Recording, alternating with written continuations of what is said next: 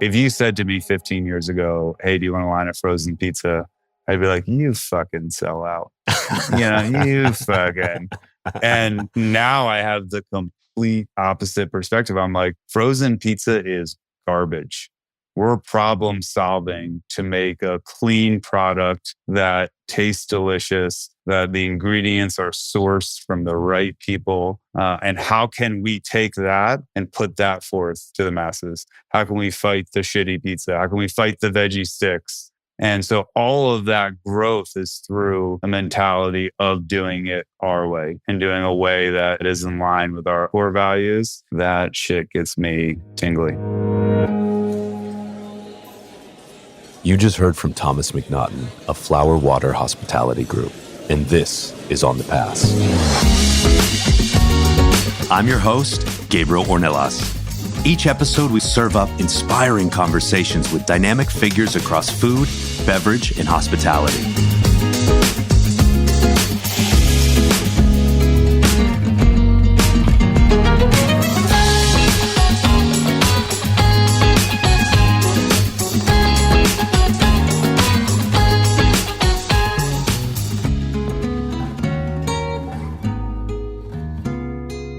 How do you build a great partnership?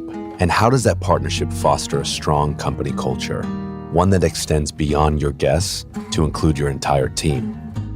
Our next guests have mastered this balance, creating a thriving hospitality group while continuing to expand their portfolio of offerings. But first, welcome to On the Pass.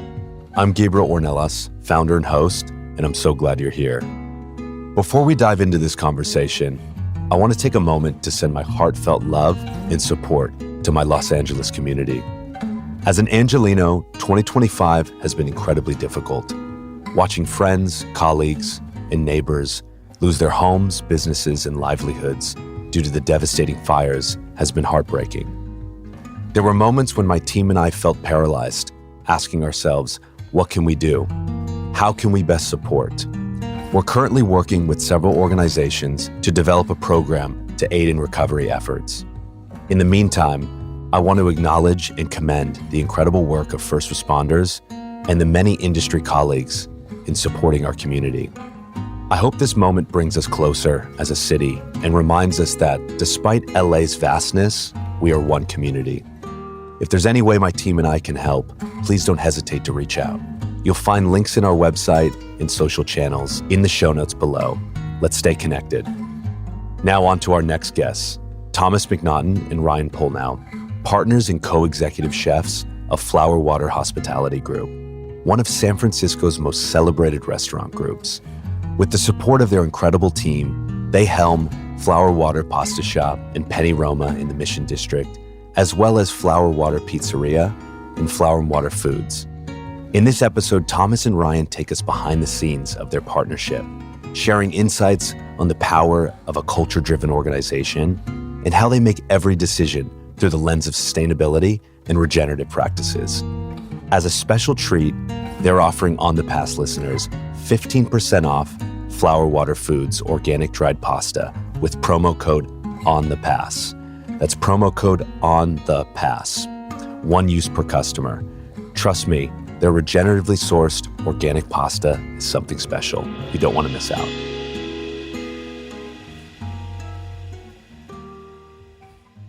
The company wouldn't be the company if you weren't based in San Francisco. You too probably wouldn't be the people who you are if you weren't based where you're based. I was talking to Dominique Kren just a few weeks ago, right before the holiday, and talking a bit about just from an outside perspective, a lot of the difficult conversation, some negative press, that some of the doom and gloom that has been out there in the press about San Francisco. And what I wanted to get is from you two as individuals, but also business owners who are contributing to not only the social, but the cultural fabric of San Francisco, is like, tell me about your San Francisco. Tell me about what you're seeing as like boots on the ground, as, you know, small business owners, what your feel is of San Francisco in the moment. I think, and I will always say, San Francisco and the Bay Area is a beautiful, unique place in the world. And it brings so many amazing things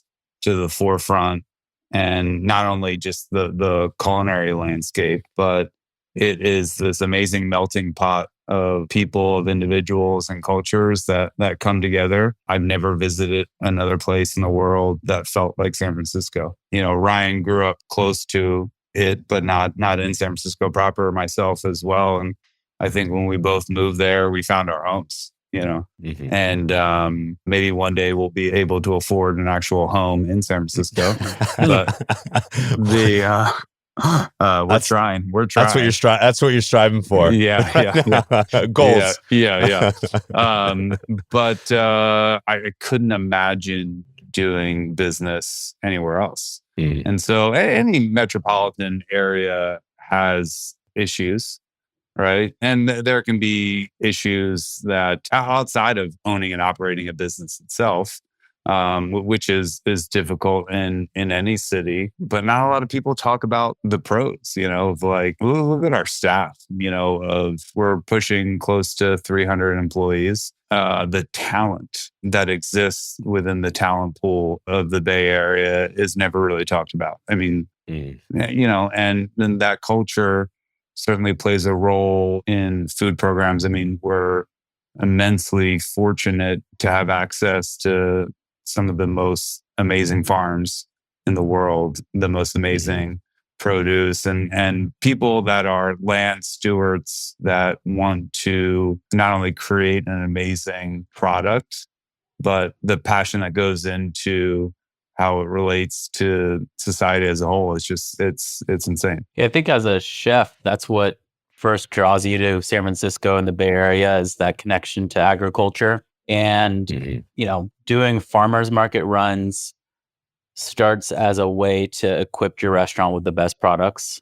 But really quickly, because of how tight-knit the San Francisco restaurant community is, it actually turns into a weekly or a bi-weekly social event, and you get to connect and have those conversations. And as San Francisco's maybe changed in the media's eyes, what we see every day is still a tight-knit community of restaurants that are really out to promote each other.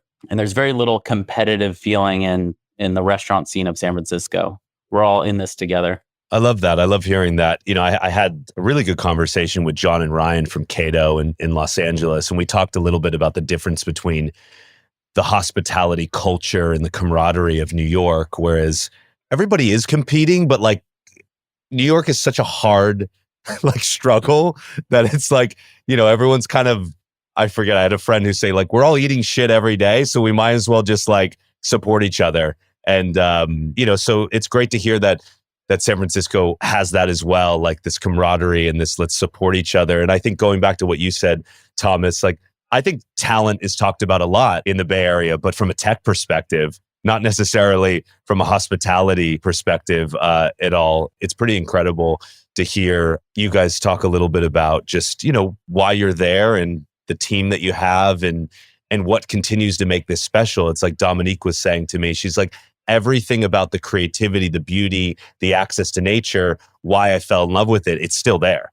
Totally. Like it's still all there. Yeah. And I've talked to so many people that are far more intelligent than I, and just like the arcs of cities and, look at New York City.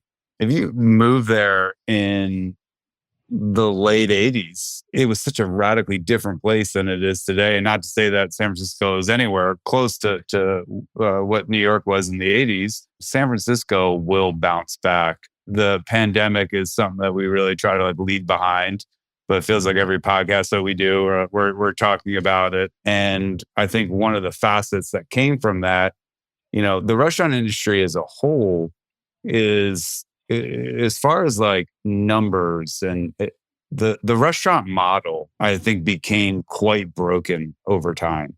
And there's a lack of transparency in that. And you say, hey, how's it doing? How's the restaurant doing? It's great. It's great. No, we're doing great. It's like behind the scenes, there's just fires everywhere and can't pay bills and all of that. But I will say the Bay Area seems to have a couple of steps ahead in transparent conversations and that openness. And like Chef Ryan was saying, a lack of competitiveness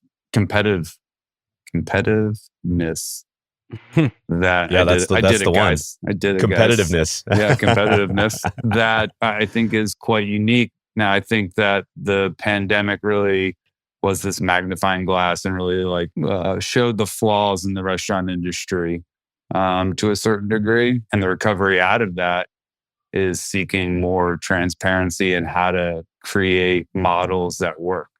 And what we talk about all the time in the restaurants, like sustainability is not just where you buy amazing fish from or you're working with that small farmer. Sustainability is around building a business, building a community that can continue.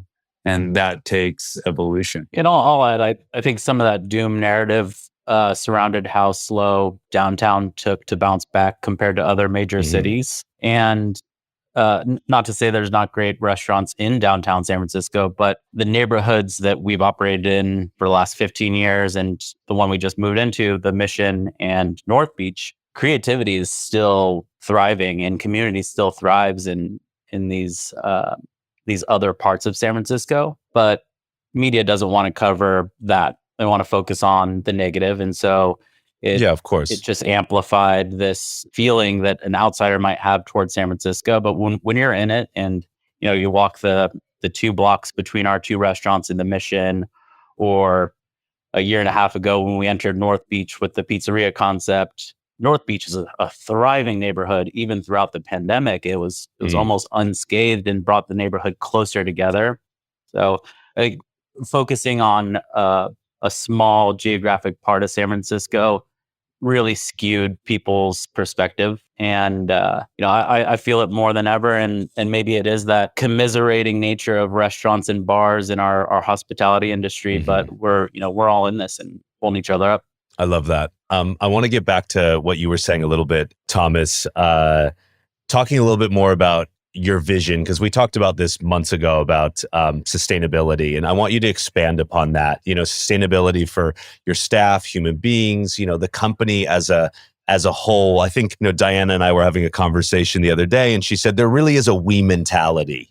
Where does that come from exactly? And sort of where do you pull inspiration from as leaders to make sure that that's echoed across the organization, so people really understand that this is a safe space. This is a place for you to not only have a job, but feel a part of something hopefully bigger, be a part of a community, be a part of a team, be a part of a, dare I say, a family, so to speak. Yeah. No, I know that most people in the industry coming, certainly myself and Ryan included, it's such a unique atmosphere. And I mean that in good ways and bad ways, right? And just the screaming and the culture of it was always crazy to me coming up in those restaurants where a server would come in the kitchen, they're getting berated and yelled at, and shit's hitting the wall. And it's like, now get out there and smile. And it's like they would go to the table and it's just this there's no authenticity there, right? And so it was always really important for myself and Ryan that collaboration creates buy-in. When someone can sit there and have part of themselves go into a guest experience, whether that's a plate of food or their style of service at the table, when they're bought in and they feel like they're putting themselves forth, they will try the hardest they can possibly try to make that a success. Whether that's that plate of food or that guest experience at that table, buy-in and collaboration is so key to our organization. And it is allowing talented people to bring their talent forth. It started in very simple ways. And then there's certainly unique things to the Bay Area as well with it.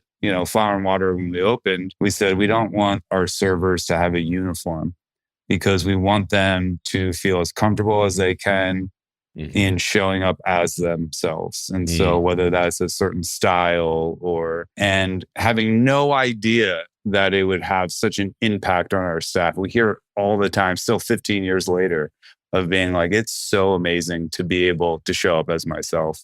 You're not just putting on this uniform. Just we realized that, and we wanted to implement that in so many different ways.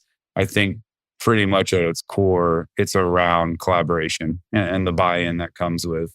And it's also how our minds work. Like when we renovated Flower and Water 2 years ago, my old apartment in the back of the restaurant, we renovated and it's our test kitchen now. And it's such a beautiful test kitchen. It has our culinary library in it. We shoot a bunch of videos up there now. But if me and Ryan try to go in that test kitchen and write a dish, a menu item, it's like, it's pulling teeth. But if we have like a team of chefs and cooks around the table and we're talking about like an inspired dish, just how our minds work. Like we can just start sitting at that round table and bouncing ideas off of each other. And that creates something really, really beautiful. Not necessarily like tangible to put your finger on it of saying, hey, why is this? It's just buy-in, and that buy-in for us comes from collaboration. Yeah. And if you take a step back from how to achieve collaboration, it speaks to another core ethos of ours, which Tom kind of touched on, which is creating an environment where people feel welcome and heard and able to be themselves. And all of these things have happened since the beginning of our restaurant group, but they were happening naturally, organically, and they weren't defined. And so I believe it was 2015, we kind of got tired of hearing in a good way that we have this amazing company culture. Employees would leave and then come back because we had good company culture. We're scratching our heads like, but what is that? What's the secret sauce that we've created? And so we used the entire staff at that time to do a multi-day, multi-session brainstorm of defining the Flower and Water Hospitality Group company culture. And all of these themes popped up, inclusivity, transparency, everything that Tom's talking about that comes out in the form of collaborative evolution as a group is thanks to saying, this is how we want to show up as people, because our restaurant industry in general has kind of sucked for a long time. And Tom and I talk about it all the time that, especially the back of the house, you work really long shifts and, things have gotten better, but 12 to 14 hour days weren't out of the question in our kind of culinary upbringing. And if you're just scared and miserable for 12 to 14 hours a day, 5 or 6 days a week, what a horrible life that is for everyone included. Everyone that's involved in that, like, it just sounds like the opposite of what hospitality should embody. And so, unknowing why we had to do this thing, it turned into probably one of the most important practices as a restaurant group that we ever did, is just saying on paper, how do we want to show up every day? Get buy-in from everyone and an opinion and additions. And then let's make sure that we're reminding ourselves of that company culture in little ways every single day so that we don't slip into the temptation that pressure of running up restaurants might provide. Very progressive of you all in 2015. I feel like corporate culture and sort of this narrative of a culture-driven company, it's like 2018, 2019, the pandemic obviously really, amplified that as well. As people went home, they weren't in the office, but it's also like, what I'm giving my life to this company. I want them to bring something to me and to fuel me in a way. And I think people thought early on, the tech companies, it was ping pong and it was this and it was like, free lunches, but it's so much more than that. It's a feeling. Oh. It's an essence in a lot of ways. But I think that speaks so much to like your partnership though, because if collaboration is a key word, like that speaks to you all being co-collaborators, to being co-chefs in a lot of ways. And I think it's very easy in any relationship, whether it's a business partnership, a friendship, a love relationship, it's very easy to get on in the good times. What really says a partnership is in the difficult times. And so what I'm curious about is we're layering on to maybe getting a little bit deeper into who you two are, which is why the company culture is the way it is. But like, how do you two resolve conflict? Like, I want to go first. Who apologizes first? I'll tell you. Now, and I do want to say too, all of the work that we did company culture was like pre Me Too, When companies like, it wasn't, companies are doing, oh, we have to like, we have to do this. Like, no, it was bred, and we fought corporate culture before. Yeah. And me and Ryan just have our individual therapists that we talk about each other all throughout the week. Yeah. Yeah. Nice. I send him the bill for my therapy and vice versa. Yeah. He sends you. Nice. Shout out to Jane. Jane, you've done wonders on Ryan. Yeah. No, Tom and I see eye to eye on a lot of things, inside and outside of work. And we look at food similarly. We look at how employees should be treated. In fact, we don't even call them employees. We call them like team members. We're a team, like a team sport. And so it's been a really easy relationship and an enjoyable one. But you're right. Yeah, there's going to be conflict. And I think we've developed two things that we say to each other, and we know that the other one's not feeling the direction we're going with and whatever decisions being made. One of us will say, well, I don't feel strongly about this. And it's just saying, you win. Or if it's more contentious, eventually someone will say, well, just tell me what to do. Tell me what you want. And so we have these safe words when maybe we don't agree completely on something, that whoever's feeling more strongly about that particular subject, like, give the wins. Just like any relationship, you have to let the other side have a win every once in a while. One of the cultural values that we came up with was transparency, and me and Ryan have always had that. Like, we're not just going to brush this under the rug. We're going to talk about it. Like, we're going to have that hard conversation. And collaboration is a very difficult thing to manage. And what we realized, even seeing, like, we love the farm system for the restaurant group. We want like someone to start here and just be able, if they have the right, like, personality, attitude, skill sets are easier to train than like inward values. And so we see this all the time, like people stepping into new management positions. The ones that are comfortable with failure, comfortable with like growth and figuring out solutions that work for the team, are the unique ones that are incredibly successful. And when you see in really young managers, they feel like they have to have the answer. It's like the opposite of collaboration. So a cook will bring them a thing and say, hey, why do we do it this way? And it's like, because it's what we've always done, or that quick little defensiveness that comes out. Like, being comfortable with not knowing the answer is so important. I don't know, but let's find this out together. Or I don't know, I'm going to get back to you tonight. I'm going to reach out to Ryan. Or like, being comfortable in that area is so key. And yeah, I mean, even down to like our architect now, it's a collaborative process. It's not just a designer that like wants to put forth their idea. They want to help find the balance of form and function, or aesthetics, or whatever that is. And some days it feels like it's easier to just have the playbook and say, this is how we're doing it. But it doesn't. Again, to me, that's the opposite of sustainability. And yeah, just not shying away from those hard conversations and making sure that everyone knows the lesson that happened from that failure. Because like, harking back to what Ryan was talking about before, when people work in fear, that's when everyone's hiding things. A burnt piece of fish, a mistake that happened at the table, something in the office. There's no transparency. There's zero. You're just hiding. Zero transparency. You're scared shitless that you're going to get in trouble. And if you're comfortable with a certain level of fear, that's where like that magic really starts to work. But I think so many of these attributes, though, are, you can learn this, but I think it's so much of that goes back to how you were brought up.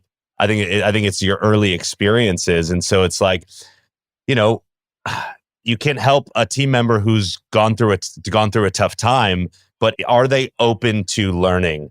And there are people who will, I'm sure as you're going through hiring practices and with a team of 300, in continuing to grow, I'm sure you look at those things as well, because as I said, in the good times, it's very easy to have people all on the same page. But it's when things get really tough and personalities get challenged that you see some of these like instinctual or these nature versus nurture type of reactions or defensiveness that comes out. That is so the antithesis of teamwork and transparency and ultimately the culture that you all have built over the years. Those tough times in restaurants it's every single day. Every day, exactly.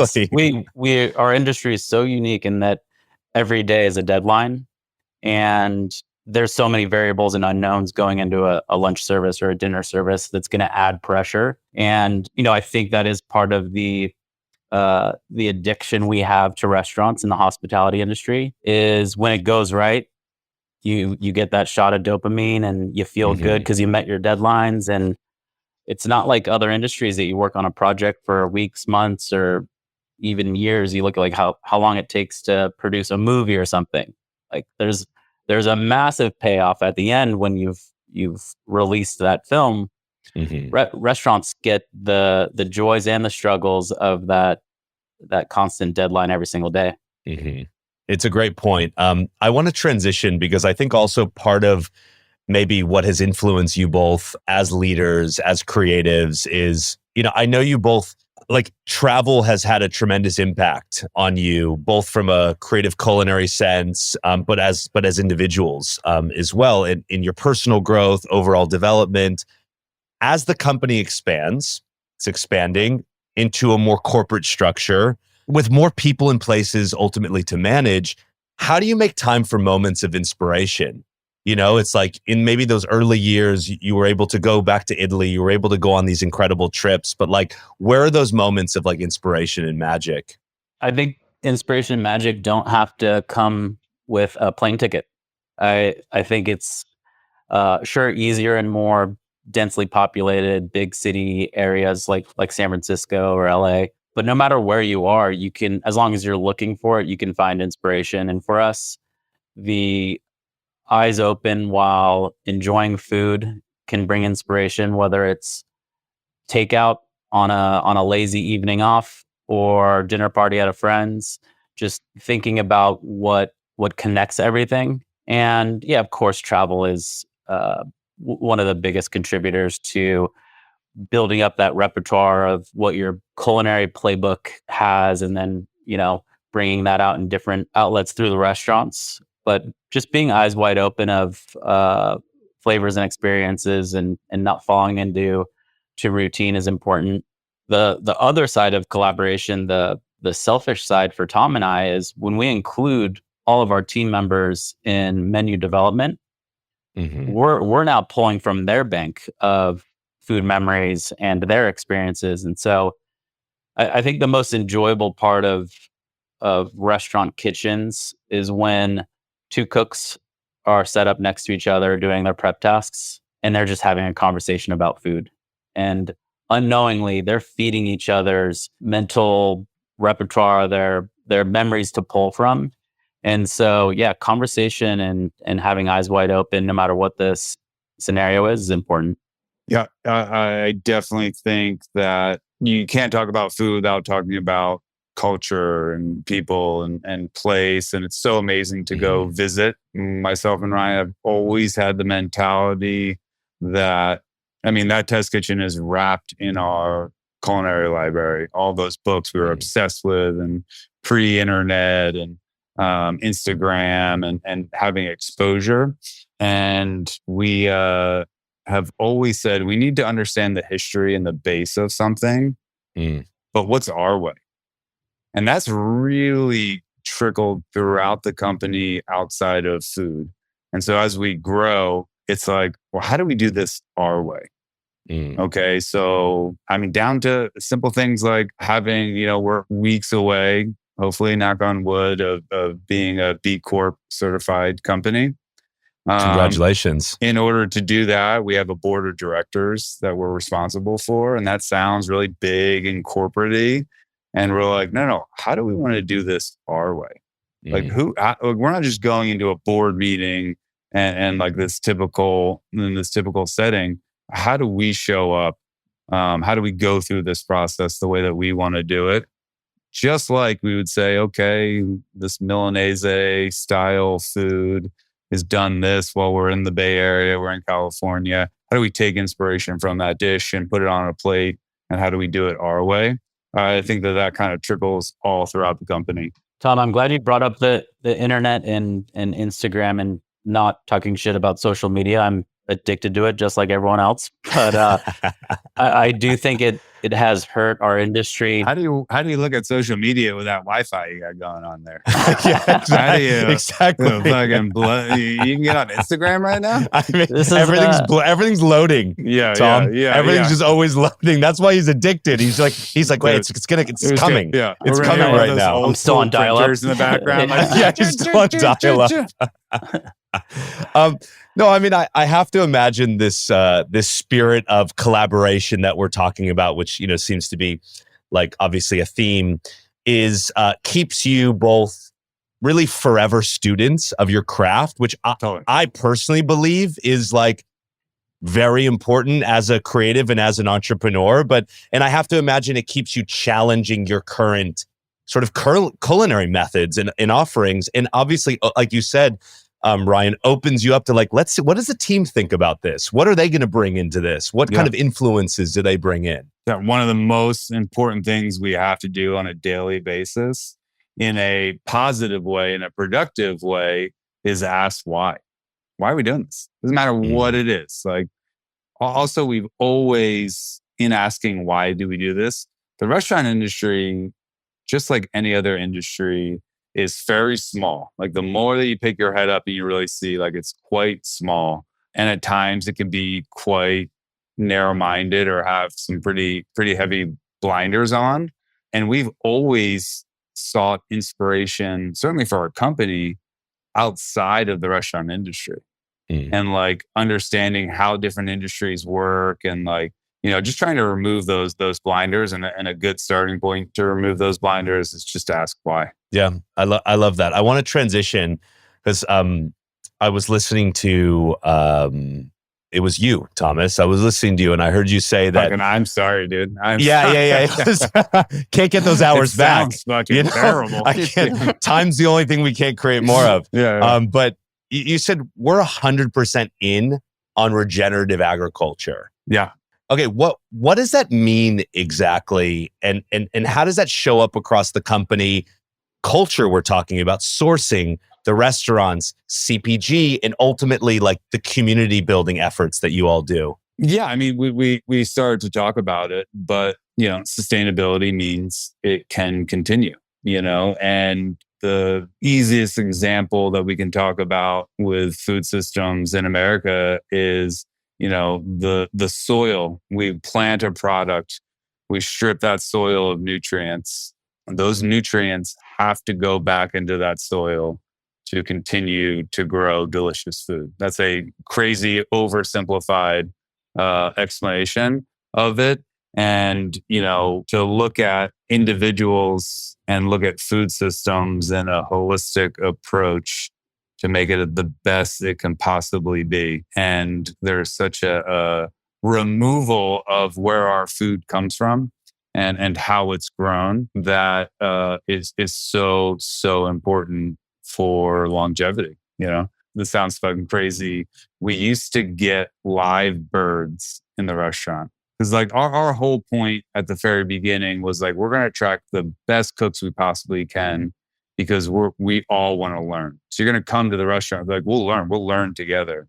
And so we did all these like wild, crazy ideas. And one of them was we would get live birds from farmers, and our cooks they all got to choose a bird. There'd be like 7 different types, and they all choose one. They have to identify it, slaughter it, and create a dish out of it. And we had like line cooks that have been, line cooks for 15 years that have cooked like quails every night of their life. And they'd never seen a live quail before. They couldn't identify it. And Why the hell am I going on this rant right now? I don't know. I like it. I was wondering where you're going. Yeah, I like it. I'm curious to see where it goes. The long-winded point that I was trying to make was around, we're all in on regenerative agriculture and the way that I actually explain that food, but we're all in on a regenerative system for restaurants and education and feeding staff knowledge. And so not only being land stewards for how food's grown in America, but also being knowledge stewards for the workforce and like being all in on that area. That was a fucking stretch, huh? Jesus. From Jesus. No. I mean, I think over here. I think I get what you were saying. It's like, you're imparting knowledge and giving people the opportunity to see beyond maybe a limited scope of like what they've experienced at other places. And really it's a connection back to nature. Right. Like in a lot of ways, if you've only seen quails delivered in, in their, already cleaned and everything, like, of course you're not going to be able to understand, what a live one looks like, or the process of slaughtering and cleaning and all of that. Yeah. And so when, we, as restaurants, we get asked on a daily basis, hey, can you contribute to this? Can you contribute to that? Sure. And my kid's school, whatever it is. And we realized that we're saying yes to so many different small things, and taking a step back and saying, hey, we're saying yes to all this, but our impact is kind of minimal. What do we want to center our impact on? And regenerative agriculture was at the core. And that was the impetus of us starting our first CPG product, Farm Water Foods, for the dried pasta line. It wasn't, so many people think it was like a pivot in COVID times. But it was deciding to go all in on regenerative agriculture, learning that at the core, how wheat is grown in America is something very important to us. And we want to have a seat at that table. And the impact of our buying through the restaurants is so small. And that was the birth of our line of dried pasta.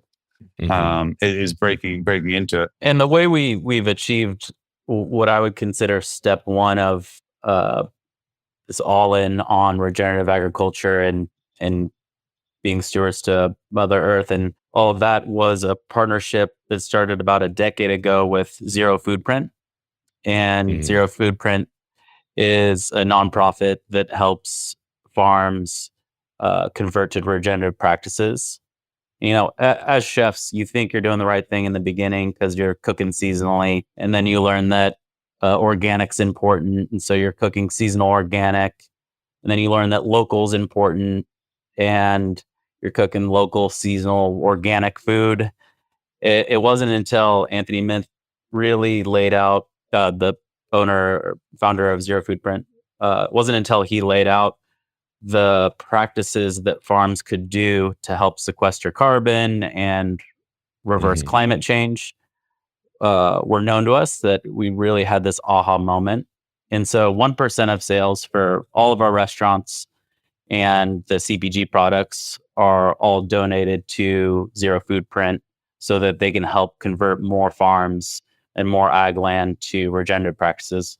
Yeah, we had Anthony on, it might have been 4 years ago now. I think it was episode 30. Maybe we need to bring him back. And talk about some new things. But yeah, all our listeners, I think should be quite familiar with Zero Foodprint and the work that they do. So that's fantastic. Highly encourage everyone to watch Anthony's TED Talk. He did one a couple months ago, and he did a great job. Okay, I don't think I've seen that. I need to check that out. Was it good? It was great. He nailed it. Amazing. Thomas, you've said some of the best wheat is grown in North America. I have to imagine some of the worst wheat is also grown in North America. How do we? It sounds about right. How do we get obviously it's partnerships like Zero Footprint and other things, and getting consumers to obviously vote with their dollar and vote with their fork. But like, as chefs with a voice, as a company, with impact, like, how do we move more percentages in the direction of really great meat production? Yeah, no, it's I mean, you hit the nail on the head by saying, and this is, this is like opening a Pandora's box right now, but like, understanding where your dollar goes is truly the key, and is probably the most difficult thing to do while you're walking the aisle of a grocery store, right? And just how mislabeled things can be, but truly understanding the source and the origins of where your food and products. And that is walking to the grocery store. That is the chef that's doing the ordering at the end of the night. But truly understanding, I mean, just take off a little snippet of wheat. North American durum semolina is a prized wheat. It is some of the best that's grown in the entire world. If you go to a grocery store and you look at the big names up there, the big pasta names that are on that aisle, they're all Italian products. Majority of them are bartering and pushing price for North American durum wheat down, meaning they're buying in bulk North American durum wheat. They're either milling it here or sending it to Italy to mill there, extruding it, and then shipping it back to America and putting it on a package. It looks like an Italian product because they want the authenticity seal of it, of saying, hey, this is Italian spaghetti, it's great. That's North American durum semolina that just went on a big trip around the world, and the carbon footprint that comes with it. And so it was important to us, for our line of pasta, that we're a proud American company that will only support organic regenerative agriculture. But it's complicated. Like, I mean, your question of saying, how do you support that system? It takes a shitload of investigative work. It's almost like you're a private eye of understanding. And there is a good thing of, when money follows trends, there's a very, very dark side of it. But like regenerative, and now there's just like labeling something organic, you can be now regenerative certified. All the stores, like, now people are rushing for it. It's the next trend, and regenerative. And it's great because it pushes money in the right direction, with a whole other dark side of it. But even labeling, like, I have 2 young girls, and like, all of the food system that attract young kids and just putting garbage, it takes a lot of investigative work. It's frightening. I mean, we've talked so much, beat it to a dead horse, with many guests, but it's true. I said long ago, and I forget where I heard this actually, because I heard it from someone, is there's no such thing as a food desert. It's nutrition deserts. But it's just a complete stripping away and lack of nutrition in certain places. And,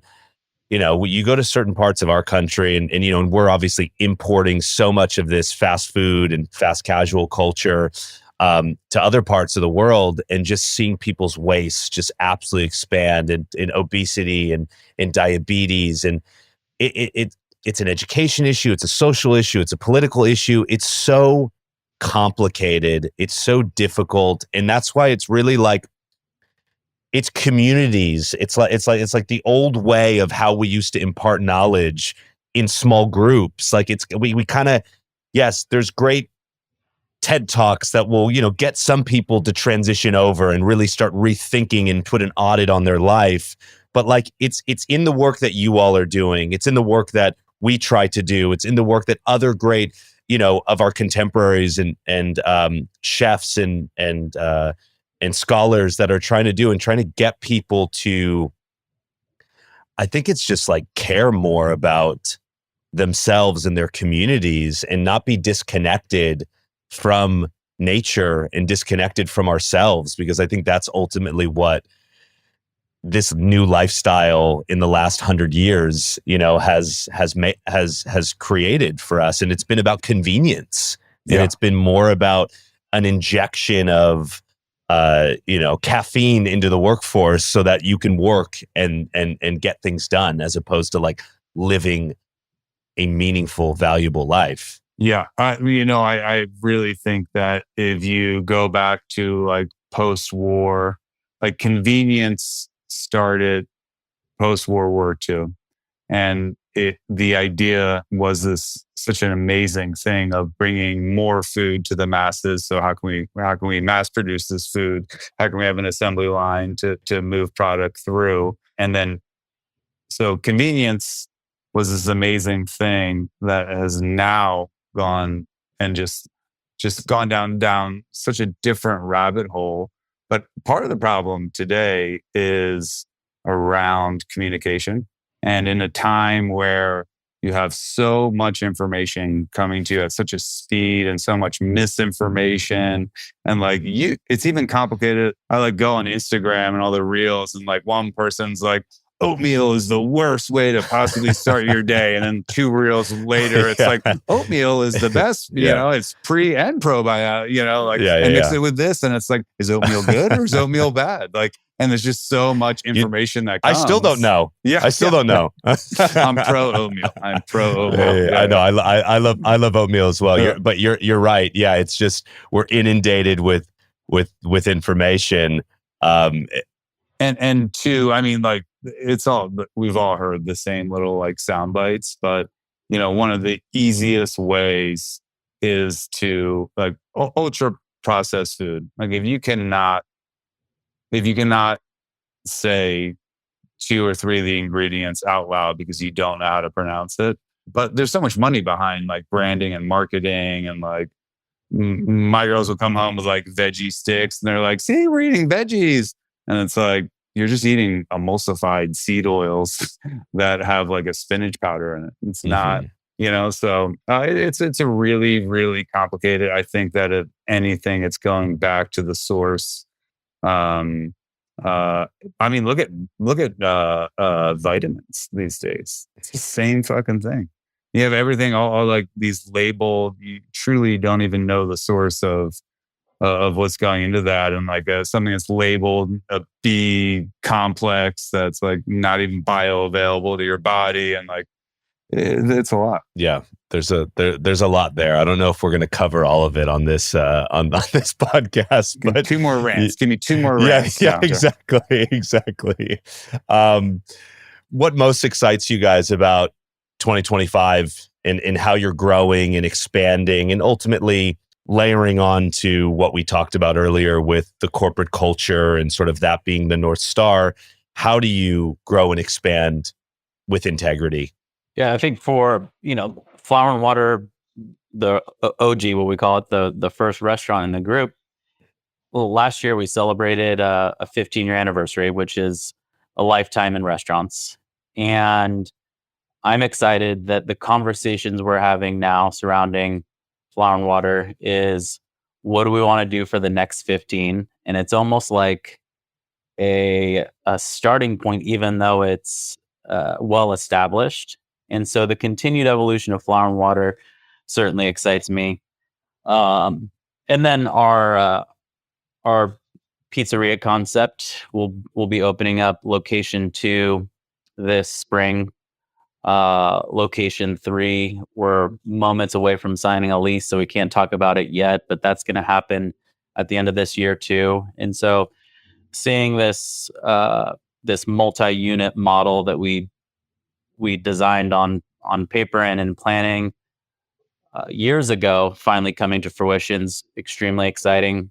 And we set up our organization to where we have layers of upper management to help control and make sure that all of those company culture ethos that we talked about earlier on the pod are still met, and no one's being overworked for the sake of a growing restaurant group. And with those layers of support, it also allows us to have boots on the floor and to have director and owner presence in our restaurants every single day. So our expansion in some ways has felt slow at times and also quite rapid at other times. But I think we've done it in a way that we're ready for a multi-opening year, which for us, very few restaurants ever do. It's one restaurant opening is hard enough, but two openings this year and the launch of some more CPG products as that kind of arm of the business starts to pick up a little bit of momentum too. So we're primed for an exciting one for sure. Tom? Yeah, I think that we've talked about it in different ways on this cast, but the growth that we have coming is an exciting one, and we're approaching it in a unique way. And to see our core values come through in that approach, like our core values matched with a growth mindset, gets me like tingling. And like, even like, I'm always a little cautious of how it's like perceived, or how it sounds. We have Flour and Water, Penny Roma, Flour and Water Pasta Shop, massive Flour and Water Pizzeria. We're opening 2 more pizza shops that go off of it. We're working on our second cookbook. We're expanding into frozen pizzas. And like, if you said to me 15 years ago, hey, do you want to line a frozen pizza? I'd be like, you fucking sell out. You fucking. And now I have the complete opposite perspective. I'm like, frozen pizza is garbage. We're problem solving to make a clean product that tastes delicious, that the ingredients are sourced from the right people. And how can we take that and put that forth to the masses? How can we fight the shitty pizza? How can we fight the veggie sticks? And so all of that growth is through a mentality of doing it our way and doing a way that is in line with our core values.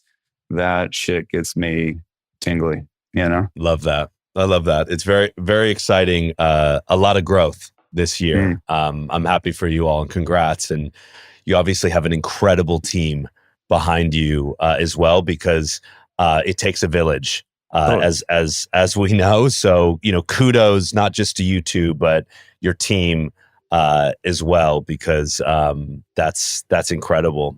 What's a life lesson you can leave us with?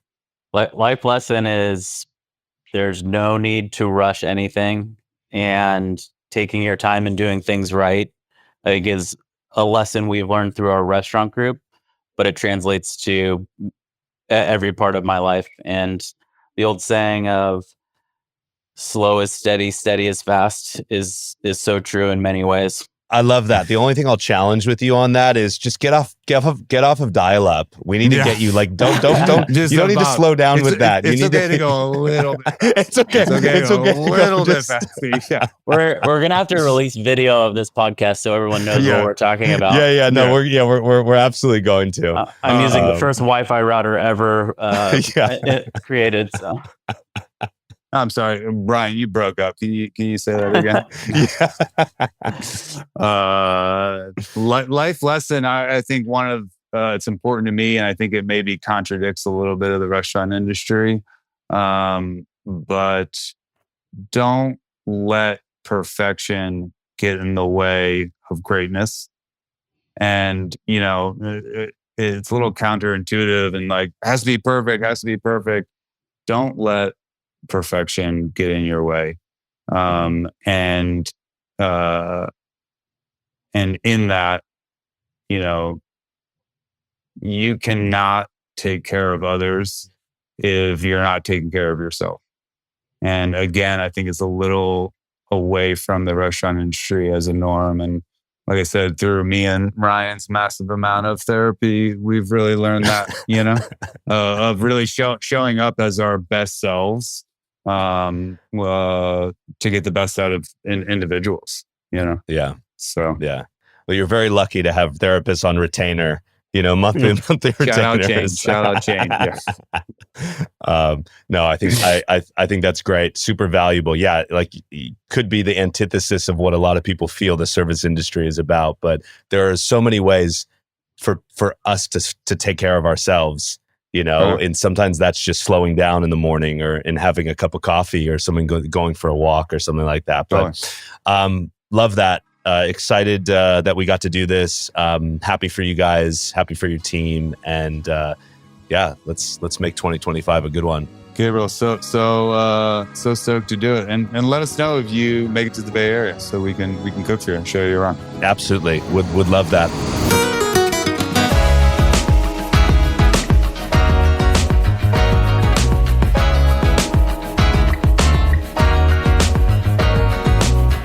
On the Pass is hosted and produced by me, Gabriel Ornelas, and edited and mixed by Dylan Agajanian, with original music by Dylan Agajanian.